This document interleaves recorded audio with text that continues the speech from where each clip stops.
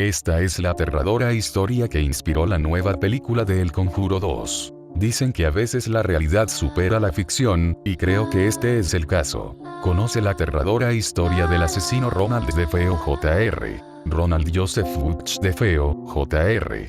Fue un horrible asesino. Fue juzgado y condenado por los asesinatos de 1974 de su padre, madre, 2 hermanos y 2 hermanas.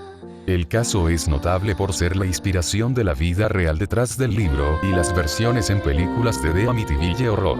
El asesinato de la familia DeFeo. Alrededor de las 6:30 de la tarde del 13 de noviembre de 1974, Ronald DeFeo, Jr., de 23 años de edad, irrumpió en el Henry's Bar en Amityville, Long Island, Nueva York y declaró: "Tienen que ayudarme. Creo que le dispararon a mi madre y padre". DeFeo y un pequeño grupo de personas fueron a 112 Ocean Avenue, que estaba localizada no muy lejos del bar, y descubrieron que los padres de DeFeo estaban muertos. Las víctimas fueron Ronald DeFeo, Sr., 43, Louise DeFeo, 42, y 4 de sus hijos. Dawn, 18, Allison, 13, Mark, 12, y John Matthew, 9. Todas las víctimas habían recibido disparos con un calibre 35 de un rifle Marlin 336C alrededor de las 3 de la mañana de ese día. Ronald DeFeo, Jr., era el hijo mayor de la familia, y era conocido como Butch. Fue llevado a la estación de policía local para su protección después de sugerir a los oficiales de policía en la escena del crimen que los asesinatos habían sido llevados a cabo por un asesino a sueldo de la mafia llamado Louis Fallini. Sin embargo, una entrevista con DeFeo en la estación pronto expuso serias inconsistencias en su versión de los hechos, y al día siguiente confesó haber llevado a cabo el asesinato. Le dijo a los detectives: "Una vez que comencé, no pude detenerme. Todo pasó muy rápido". DeFeo admitió que se había tomado un baño, se había vestido, y había desechado las pruebas cruciales como la ropa manchada de sangre, el rifle Marlin y cartuchos en su camino a trabajar como de costumbre. El libro y versiones de película vinculados con los asesinatos. La novela de Hallanson de Amityville Horror se publicó en septiembre de 1977. El libro está basado en el periodo de 28 días durante diciembre de 1975 y enero de 1976, cuando George y Kathy Lutz y sus 3 hijos vivieron en 112 Ocean Avenue. La familia Lutz dejó la casa, argumentando que fueron aterrorizados por fenómenos paranormales cuando vivían allí. La película de 1982 Amityville II. The Possession está basado en el libro Murder in Amityville por el parapsicólogo Hans Holzer. Es la precuela en 112 Ocean Avenue, con la familia ficticia Montelli, que se dice que se basan en la familia DeFeo. La historia presenta temas especulativos y controversiales, incluyendo una relación incestuosa entre Sonny Montelli y su hermana adolescente, que se basa libremente en Ronald DeFeo, Jr., y su hermana Dawn. Las versiones de Hollywood en películas de los asesinatos DeFeo contienen varias inexactitudes. El remake de 2005 de Amityville Horror contiene una niña ficticia llamada Jodie DeFeo, que no fue una víctima de los disparos en noviembre de 1974.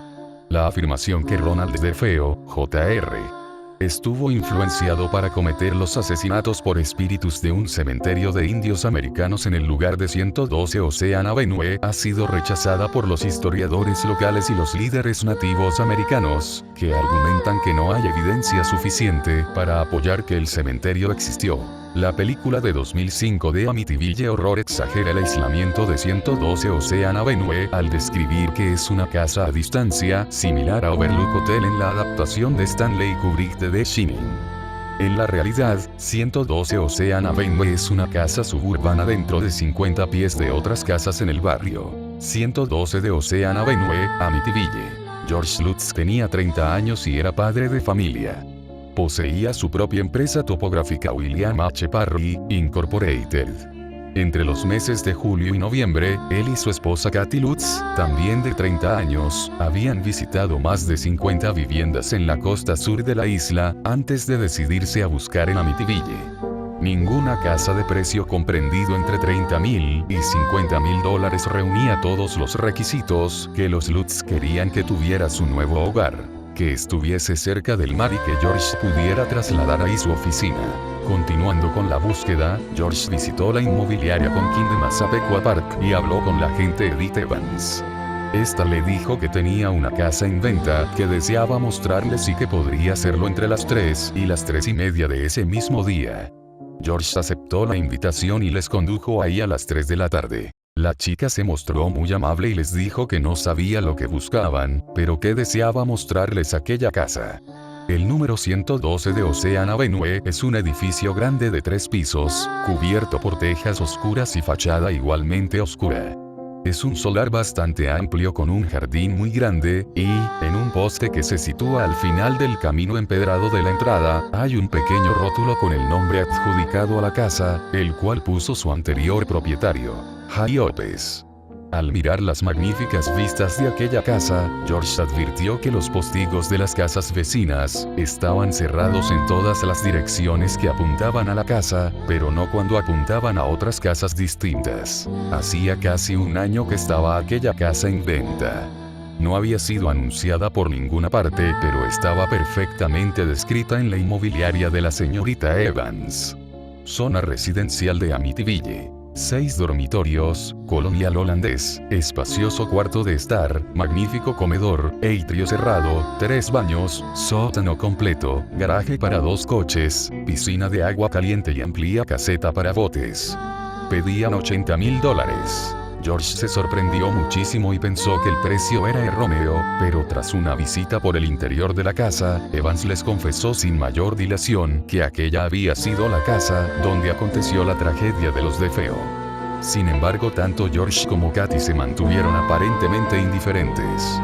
De hecho, la casa reunía todos los requisitos que ellos querían y más.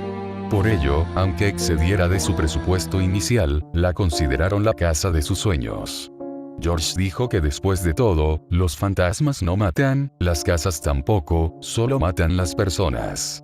Se dice que el caso de los Lutz solo se debió a fines de lucro, ya que luego de que ellos se fueran, la casa ha pasado de dueño en dueño y nadie ha tenido experiencias paranormales, lo que pone en duda cierta teoría. George y Katy se mudarían a su nueva vivienda con los 3 hijos del matrimonio anterior de Katy: Christopher, Danny y Missy. Primeros sucesos. Los Lutz afirman que desde el primer día, en la casa sucedió algo extraño. Llamaron al padre Pecoraro para que les bendijera su nueva morada, y, en una de las habitaciones, el padre escuchó una voz siniestra que le dijo fuera de aquí. El padre Pecoraro se estremeció, pero continuó bendiciendo la casa, y cuando terminó, rechazó la propuesta que le había hecho Katy, de quedarse a comer en su casa, y salió lo más rápido posible de ahí. Tras la bendición del padre, los Lutz estuvieron realizando sus tareas de mudanza, como ordenar cajas, trastos, organizar ropa, mover cosas del lugar. Al acabar el día, Katy y George acostaron a los niños, y ellos se quedaron en la sala de estar. George alimentaba el fuego con leños porque notaba un frío glaciar en la casa, aunque el termostato estuviese a una temperatura superior a 20 grados. A las 11 de la noche, George y Katy se fueron a dormir por primera vez en su nueva casa. George se despertó con un fuerte golpe en la puerta principal y se levantó de un salto. Abrió la puerta y no vio a nadie, pero escuchó a Harry, su perro, ladrando en el jardín y entonces se fijó en que la caseta de los botes estaba agitando sus 2 puertezuelas. George se extrañó al recordar que las había cerrado, pero pensó que sería una mala jugada por el sueño. George volvió a su cama, eran las 3:15 de la madrugada. Esa fue la primera noche que George se despertó a esa misma hora. Al día siguiente, George tenía un frío glaciar y estaba comprobando todas las puertas y ventanas de la casa para cerrarlas, por si alguna hubiera quedado abierta, cuando entró en el cuarto de costura. Al irrumpir en la habitación, George se quedó perplejo. Había cientos de moscas en la ventana, a pesar de que estuvieran en pleno invierno. George cogió un periódico enroscado y mató todas las moscas que pudo. A las demás las echó por la ventana. Esa misma noche, George se despertó sobresaltado por un fuerte ruido. A pesar de que había revisado todas las puertas y ventanas, la del cuarto de costura estaba abierta y la puerta se abría y cerraba continuamente haciendo un estrepitoso ruido. La pesada puerta de la entrada también estaba abierta, pero cuando George iba a cerrarla, descubrió que había sido arrancada de sus ejes, pero la cerradura solo se veía forzada por dentro de la casa. Era extraño que solo se hubiera despertado él, pues la puerta debía haber hecho un ruido estruendoso. Cerró la ventana del cuarto de costura, arregló la puerta de la entrada como pudo y volvió a la cama. Eran las 3:15 de la madrugada. Al día siguiente, George llamó a un cerrajero para que arreglase la puerta de la entrada. El día fue básicamente como siempre. Limpiar y organizar las cosas de la mudanza, aún quedaba mucho por hacer. Figuras demoníacas. En 2 ocasiones en el 112 de Ocean Avenue, apareció una figura espeluznante que más tarde los demonólogos descubrieron como una manifestación demoníaca. Aquel ser se manifestó en la chimenea del cuarto de estar por primera vez. Su rostro se imprimió en fuego sobre la pared de ladrillos del hogar. La segunda aparición fue en el cuarto de los niños. Estos empezaron a gritar, en mitad de la noche, diciendo que había un monstruo bajo sus camas. Cuando George salió de su habitación para investigar, efectivamente, ahí había una enorme figura blanca, con una capucha y un rostro realmente espantoso, y estaba bajando las escaleras. Ese fue el último rato que los Lutz pasaron en su casa antes de huir de ella. Hodie es, según los demonólogos, un ser demoníaco que se manifestó en forma de cerdo, seguramente para adoptar una forma menos espantosa para comunicarse con la niña, Missy. El cerdo parecía estar casi permanentemente en la casa, porque ocurrieron varios incidentes relacionados con él. Extraña conducta de la niña.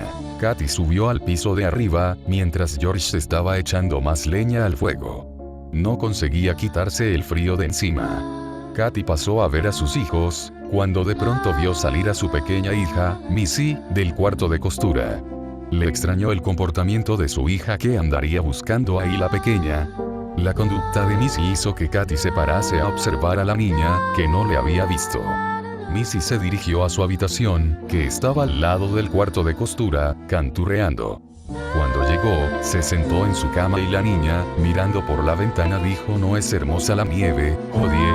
Katy le preguntó a su hija que con quién hablaba y ella le respondió que con Hodie, y que era un cerdito, amigo suyo, que solo ella podía ver. Katy mandó a la niña a dormir, y ella también se fue a acostar, junto con George y los niños.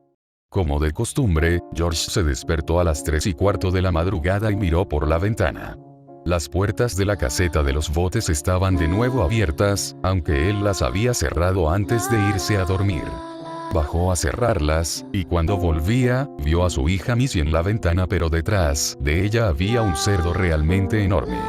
George entró en su casa y subió rápidamente las escaleras, y entró en el cuarto de la niña realmente sorprendido. Su hija estaba durmiendo plácidamente y ahí no había ningún cerdo. Sala de estar. Otro de los incidentes con Hodie ocurrió en la sala de estar. Los niños estaban durmiendo, George y Katy estaban frente a los leños, hablando sobre las cosas extrañas que les estaban ocurriendo en la casa. Katy estaba asustada y preocupada, y se levantó a abrazar a su marido, cuando de pronto lanzó un grito y se echó las manos al rostro. George se dio la vuelta y vio que, por la ventana, unos ojos rojos les estaban observando. George salió fuera y vio lo que eran claramente las pisadas de un cerdo, de al menos 100 kilos. Hodie en la ventana. Chapis estaba en su habitación hablando y canturreando, cuando Katy entró y vio moverse sola la pequeña mecedora de Missy. Katy se asustó, pero no lo hizo notar delante de su hija, que seguía canturreando. De pronto, Katy le preguntó a su hija que con quién hablaba, y la niña le respondió que con Hodie, y le contó lo que él le había dicho. Hodie le había dicho a Missy que antes vivía un niño en su habitación, pero se puso muy enfermo y murió. También le dijo que Katy no le gustaba y que no quería que se acercase a él, y que Missy se quedaría en la casa para siempre y jugaría con el niño que se puso enfermo y murió. Al escuchar esto último, Katy se horrorizó y le preguntó a Missy por dónde se había ido Hodie. La niña señaló hacia la ventana y cuando Katy miró, había un cerdo enorme lanzando un gemido horrible. Katy se puso a gritar histérica y George se alarmó y subió. Él también vio al cerdo y entonces cogió una silla del cuarto de la niña y la arrojó por la ventana. Hodie empezó a gritar y se fue corriendo por la nieve. La niña hizo un dibujo de aquel ser corriendo en la nieve. El abogado de Ronald DeFeo declaró en un programa de televisión del canal Discovery que él mismo le había contado a los Lutz muchas de las anécdotas de las cuales tranquilamente se pudieron haber valido para idear las famosas apariciones paranormales. Weber les dijo que los vecinos de la casa tenían un gato que a menudo saltaba a la ventana del segundo piso de la casa, y que de noche se podían ver sus ojos brillantes, que no tenían nada sobrenatural, y que probablemente era lo que los Lutz veían. Pequeña habitación roja. La habitación roja es una habitación secreta que descubrieron Katy y George un día en el sótano de la casa. Estaban colocando algunos alimentos en la alacena que utilizaban como pequeña despensa, cuando uno de los tablones de madera se separó un poco. Movidos por la curiosidad, George y Katy empujaron más el tablón de madera hasta que lo derribaron. Quedaron los dos absolutamente perplejos. Detrás de aquella alacena había una habitación muy pequeña de aproximadamente de 1,20 por 1,50 metros, completamente pintada de rojo, suelo y techo incluidos. Dentro de aquella pequeña habitación se hallaba una especie de pozo mal sellado que desprendía un olor fétido. George consultó los planos de la casa y ni la habitación ni el pozo aparecían en ellos. Posteriormente, George se enteró de que Ronald DeFeo se dedicaba a sacrificar cerdos y otro tipo de animales dentro de la pequeña habitación. Asimismo, en un documental de Discovery reveló, a través del testimonio de uno de los más íntimos amigos de la infancia de la familia DeFeo, que la habitación roja fue pintada por los mismos hijos de Ronald DeFeo padre y Louise DeFeo para utilizarlo como cuarto de juegos.